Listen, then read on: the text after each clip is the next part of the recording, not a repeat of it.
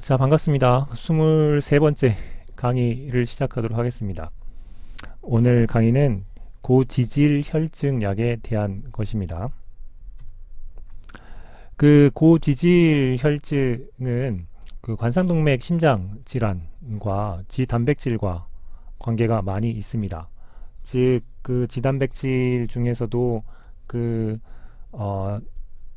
저밀도 로우 덴서티 리피드 프로테인, 리포프로테인 같은 그 LDL 수치가 많아지거나 또 콜레스테롤 같은 것들이 많아지면 그 관상동맥 심장 질환 같은 것들이 생길 수가 있는데요. 그 과적형 유전에 의해서 생길 수도 있죠. 이런 것들에 대한 관계에 대한 설명을 할 수 있으면 좋겠고요. 그러한 고지혈증 약들이 어떤 것들이 있는지, 그리고 어떻게 작용하는지, 그리고 부작용 같은 것들은 어떻게 되는지 설명을 할 수 있으면 좋겠습니다. 그 건강검진들을 받으실 텐데, 그 받게 되면 그 총 콜레스테롤량이 어떻게 되느냐, 그리고 하이 덴시티 리포프로테인이라고 하는 HDL, 고밀도 지질 단백량이 어떻게 되느냐, 로우 덴시티 리포프로테인이라고 하는 LDL, 저밀도 지질 단백량이 어떻게 되느냐라는 거에 대한 수치로 그 뭐 정상 범주인지 조금 걱정해야 될 범주인지 위험한 범주인지에 대한 지표들이 있다는 것 아실 겁니다. 콜레스테롤이라고 하는 것은 그 아포단백질과 결합을 해서 진단백 형태로 혈액을 이동하다가 조직 뭐 이런 식으로 옮겨지는 녀석들이고요. 중성지방 같은 경우도 아포단백질하고 결합해서 지단백 상태로 이동하는 녀석들입니다. 이렇게 이동하는 그 리포프로테인들은 갖고 있는 그 밀도에 따라서 그 하이 덴시티 리포프로테인, 그리고 로우 덴시티 리포프로테인, 그리고 베리 그 로우 덴시티 리포프로테인 VLDL 이런 식으로 나눠지게 됩니다. 콜레스테롤 양을 측정하게 되면 200을 넘지 않으면 정상 범주고요. 200에서 240 사이는 조금 위험, 240이 넘게 되면 뭐 치료를 요하는 과정이라고 생각하시면 될 것 같고, 하이 덴시티 리포프로테인은 우리한테 좋은 녀석이기 때문에 60 이상이 되면 좋고요. 36에서 60 되면 걱정할, 그리고 36 이하로 떨어지게 되면 조금 좋지 않은 상태가 됩니다. 그리고 로우 덴시티 리포프로테인 같은 경우는 160 이상이 되면 좋지 않은 안 좋은 그 지질 단백이 되겠죠. 이 데이터로도 볼 수 있는데요. 그 관상 심장 동맥 질환 같은 경우에, 즉 CHD, 코로너리 하트 디지즈 같은 것들을 리스크를 살펴보게 되면 LDL 수치가 높을수록 리스크가 높아지고, 그 다음에 HDL 수치가 낮아질수록 리스크가 높아진다는 사실들을 알 수가 있게 됩니다. 따라서 그 여성하고 남성의 HDL하고 LDL을 비교해 보게 되면 그 여성이 HDL이 조금 높고 LDL 낮은 편에 속하는데, 이것은 여성 호르몬 때문이라고 합니다. 관상동맥 심장 질환이 코로너리 하트 디지즈 같은 것들을 살펴보게 되면 LDL이나 그 트리글리세라이드 같은 것들이 증가하고요. HDL 같은 것들은 감소하는 형태가 되겠죠. 주로 흡연이나 고혈압, 그리고 비만, 당뇨병 같은 것들이 관상동맥 심장 질환의 원인이 될 것입니다. 고지혈증이라고 하는 그 하이퍼리피데미아라고 하는 것들은 이러한 여러 생활 방식 인자들 때문에 문제가 될 수도 있고요. 또는 가족력에 해당하는 유전적 결함 때문에 문제가 일어날 수도 있습니다. 뭐 예를 들면 그 LDL하고 결합하는 수용체를 많이 못 만든다거나, 또는 콜레스테롤 합성에 이제 문제가 일어난다거나 뭐 등등등 여러 가지 유전적 결함들이 있을 수가 있게 됩니다. 이러한 상황들이 발생했을 때 그 치료의 목표는 LDL을 감소시키고 HDL을 증가시키는 것들이 치료의 목표가 되겠습니다.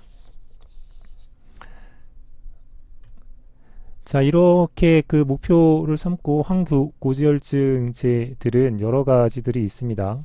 첫 번째는 HMG 코에이 그 리덕테이즈 이니비터라고 그래서 이 약들은 뒤쪽에 스타틴이라고 하는 어미들이 붙어 있다는 것을 이해하시면 될 것 같고요. 나이아신 유들이 있고 파이브레이트, 그 다음에 바이레시드를 그 흡착하는 녀석들이 있고요. 그 다음에 콜레스테롤 흡수를 방해하는 녀석들이 있고, 그 다음에 뭐 익히 오메가3 같은 것들을 많이 드시겠죠. 이런 녀석들도 있고요.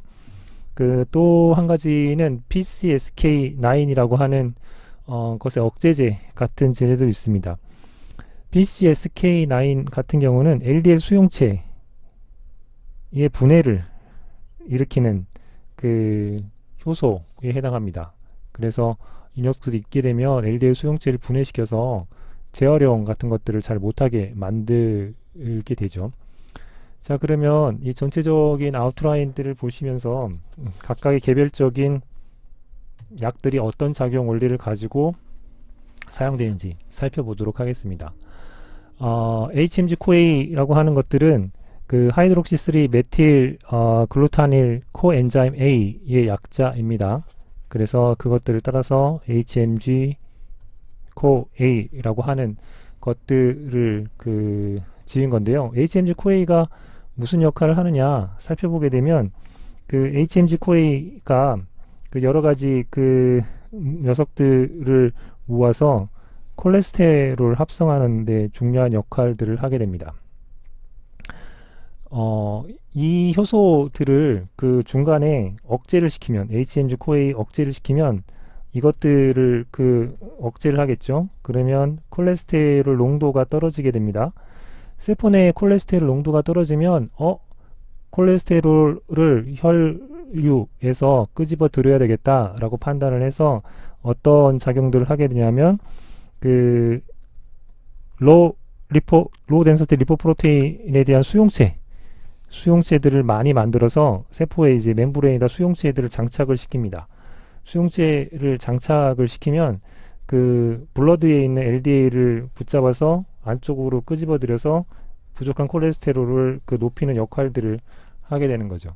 따라서 그 세포 안에 콜레스테롤을 만드는 데 작용하는 HMG 코에이 환원 요소를 그 억제를 하게 되면 콜레스테롤을 못 만들게 되고, 그 못 만든 콜레스테롤에 대한 보상을 하기 위해서 혈류에서 콜레스테롤을 끄집어 들여서 블러드에 있는 LDL 수치를 낮추는 역할을 하는 녀석이다 라고 이해를 하시면 될 것 같습니다. 스타틴들은 그 굉장히 여러 가지가 있죠. HMG 코에이 억제제들은 다 스타틴들을 어미로 가지고 있다라고 말씀을 드렸고요. 다시 한번 정리하면 경쟁적으로 HMG 코에이를 억제해서 그 세포의 콜레스테롤을 고갈시키고 그 덕분에 LDL 수용체를 증가시켜서 혈장의 콜레스테롤을 감소시키는 역할을 하게 됩니다. 이런 스타틴 계열의 약물들은 그 뭐 생활 인자 때문에 벌어지는 고지질 혈증 같은 경우에는 치료 효과가 있지만 가족성, 뭐 유전적으로 벌어지는 고지혈증은 효과가 조금 적은 측면들이 있습니다. 그 여러 가지 지표들을 보시면 알겠죠. LDL이 얼마큼 감소를 시키는지, 트리글라세이드는 얼마큼 감소를 시키는지, 또 HDL은 얼마큼 올리는지, 또는 방광기는 어떻게 되는지에 대한 그 지표에 따라서 스타틴에 대한 특성들이 요약되어 있습니다. 보통 그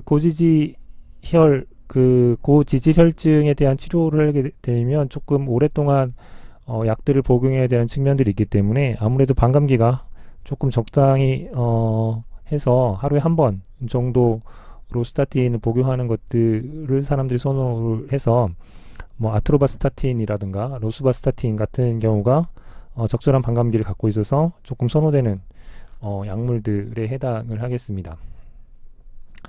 부작용을 보게 되면 그 간에 대한 기능들이 조금 저하되는 측면들이 있고요.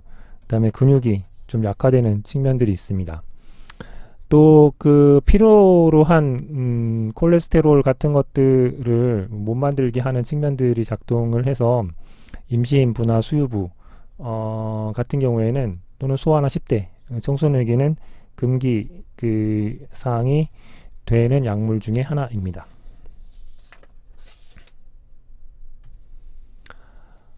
다음에 이제 나이아신인데요. 나이아신은 그 지방에서 그 트리글리세라이드 같은 것들을 패티 애시드로 분해를 해가지고 이 패티 애시드가 간에 들어와서 VLDL이나 결국엔 LDL로 이제 분비하게 되는 역할들을 하는 과정들을 밟는데요. 이 나이아신은 그러한 그 지방 조직에서 지질 분해 같은 것들을 억제하는 이 부분을 차단시키는 역할들을 하게 하죠. 따라서 LDL을 결국에는 감소를 시키는 결과를 가져오게 됩니다.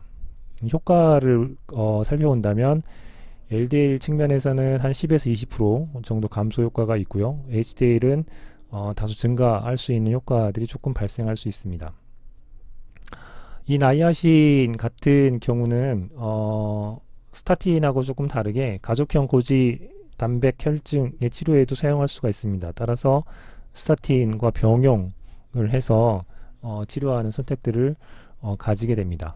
부작용은 피부의 홍조나 또는 가려움증 같은 과민 반응 같은 것들이 생겨날 수가 있게 됩니다.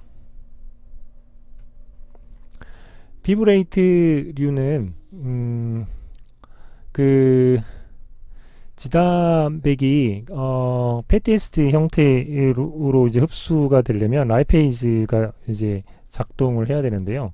이러한 그 지단백 라이페이즈의 발현을 굉장히 증가시켜서 패티에스트 흡수를 높이는 효과들을 갖게 됩니다. 따라서 이 효과라고 하면 그 트리아실 글리세롤 농도를 감소시키는 효과가 있고요. 혈중에서 HDL 농도를 증가시키는 그 효과를 가지게 됩니다. 그 피브레이트는 이런 특징들 때문에 고트리글리세라이드 혈증 치료에 주로 사용을 하게 됩니다. 부작용이라고 하게 되면 위장관 장애가 생길 수가 있고요.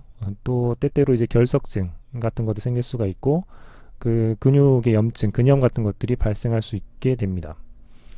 그 지방 그 간에서의 대사효소 같은 경우 하나를 이제 억제하는 작동을 해서 와파레인 같이 항응고제의 효과를 좀 길게 증가시키는, 대사를 못 시키게 해서요, 이런 약물 상호작용이 일어날 수가 있게 되고, 이런 그 여러 가지 이유들 때문에 임산부하고 수유부는 이 피브레이트류를 사용하지 않도록 하고 있습니다.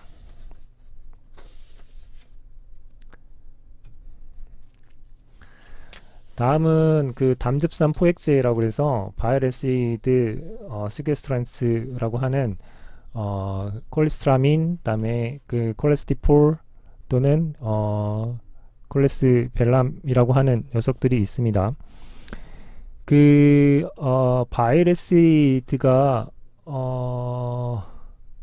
그 스몰 인테스틴으로 이제 이렇게 그 나오게 되면 대부분은 다시 재흡수 과정을 겪습니다.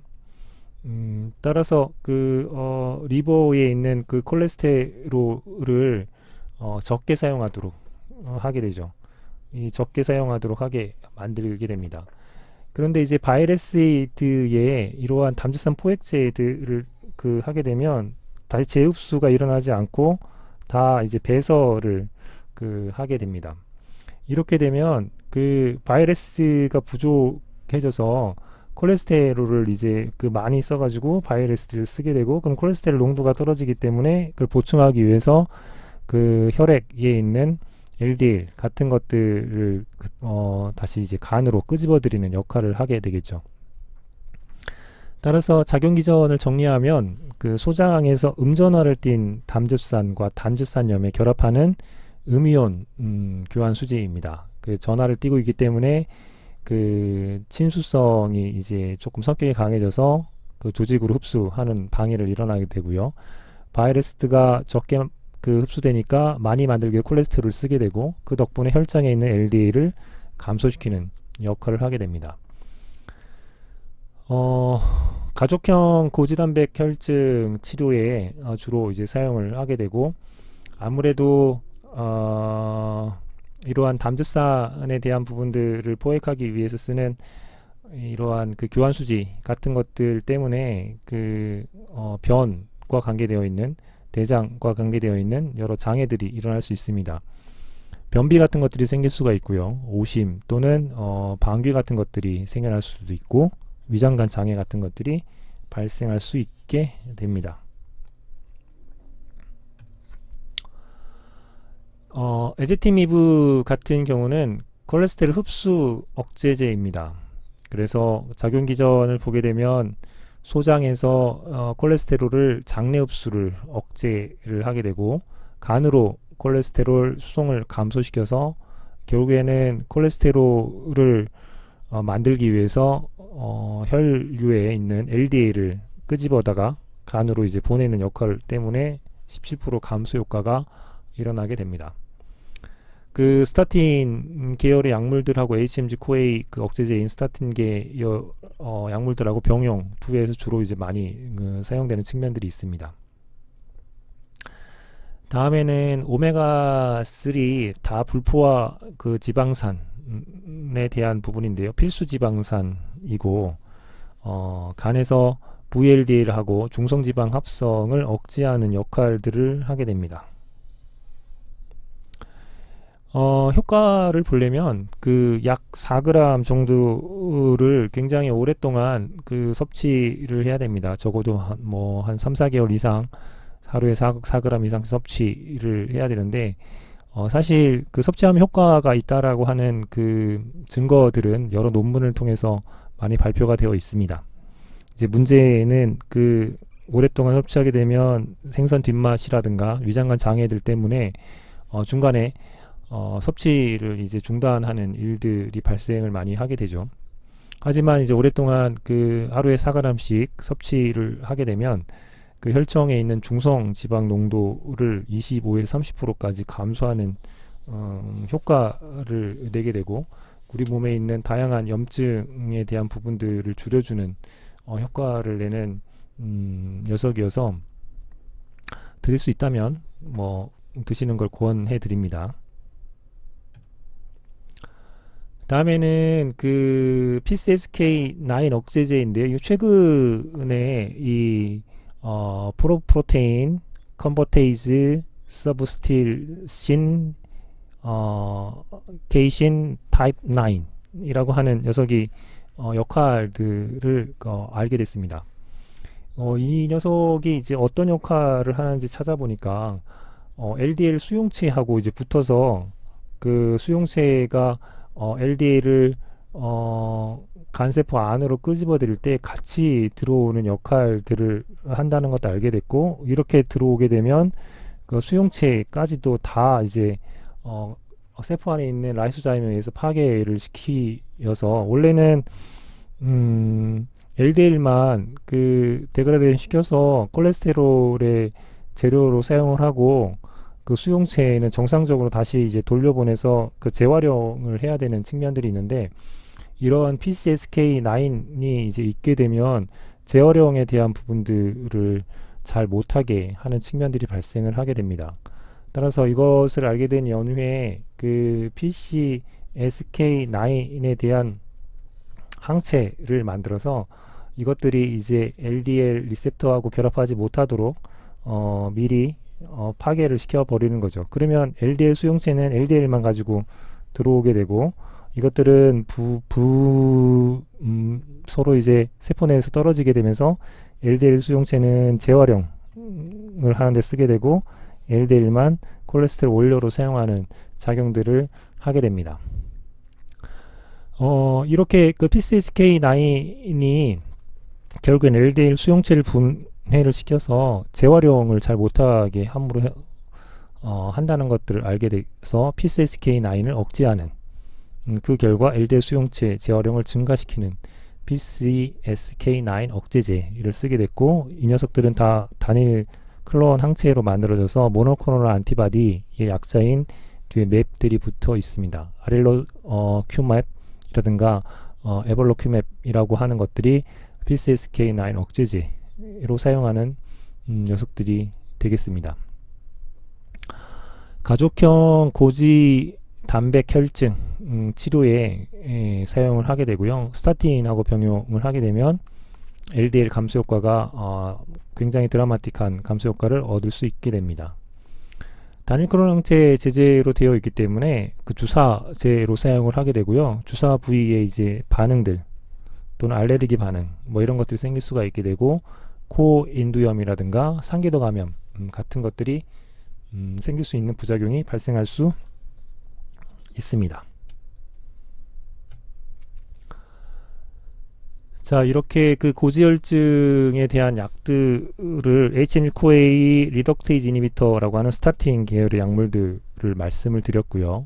파이브레이트에 대한 약물 말씀드렸고, 나이아신, 그 다음에 그 담즙산 흡착하는 친구들에 대한 이야기를 했고, 그 다음에 콜레스테롤 흡수를 방해하는 친구들이 있었고, 그 마지막에 PCSK9 억제제에 대한 녀석이 있습니다.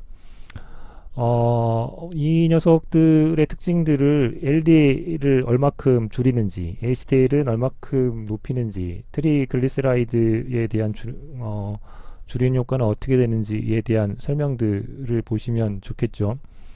그 LDL은 스타틴이나 또는 PCSK9 같은 것들이 되게 잘 줄인다는 것들을 알 수 있고요. 스타틴 계열이 갖고 있는 특징 중에 하나가 가족형 고지 질혈증에는 잘 듣지 않는다라고 말씀드렸죠. 그것 대신 이제 다른 것들을 주로 이제 이용하는 측면들이 있고요. 그 HDL 효과를 보게 되면 그 나이아신 쪽이 효과가 좋고, 그 다음에 그 트리글리세라이드를 줄이는 효과를 보게 되면 파이브레이트가 이제 효과가 좋다라고 하는 것들은 살펴볼 수가 있을 겁니다. 따라서 이런 그 개괄적인 특징들을 이용을 해서 사용을 한다라고 보시면 되고, 주로 가족력들과 관계없을 때는 스타틴을 그 1차 선택약으로 주로 많이 사용을 하게 되고요. 이것하고 이제 병용을 해서 가족력에 대한 부분들에 대한 가능성 또는 실제로 그런 경우에 다른 약들을 이제 처방하는 식으로 고지질혈증 치료제를 사용하고 있습니다.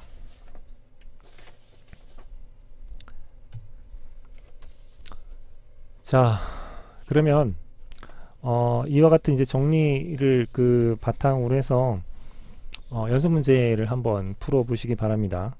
그 항고지질 혈증에 그 여러 약물요법들을 쓰게 될 텐데요. 주로 이제 스타틴 계열을 이제 많이 사용한다고 말씀을 드렸고, 그 가족력일 때는 스타틴 이외에 다른 뭐 PCSK9 억제제라든가 또는 뭐 파이브레이트, 나이아신 같은 경우들을 이제 병용 처리해서 이제 쓴다라고 말씀을 드렸습니다. 그러면 이러한 항고지혈증제의 부작용들 중에서 어떤 부작용들이 가장 일반적으로 그 관찰되는 건지는 각각의 약물들에 대한 것들을 들면서 말씀을 드렸었죠. 그 항고지질혈증을 했을 때 혈압이 상승되는 게 가장 흔한 부작용인가요? 아니면 위장관 장애가 일어나는 게 가장 흔한 부작용인가요? 신경학적 문제가 발생하는 게 흔한 부작용일까요? 뭐 심계항신 이런 것들이 가장 흔한 부작용일까요? 한 번쯤 고민해 보시면서 그 정리를 하셨으면 좋겠습니다. 그 PCSK9 억제제 같은 경우에는 단일 클론 항체로 되어 있어서 주사하는 부위라든가 뭐 여러 알레르기에 대한 문제들이 발생할 수 있다라고 말씀을 드렸고, 뭐 흡수를 억제하거나 흡착체 같은 경우에는 방귀 등 뭐 등등의 문제들 상상해 볼 수 있겠죠.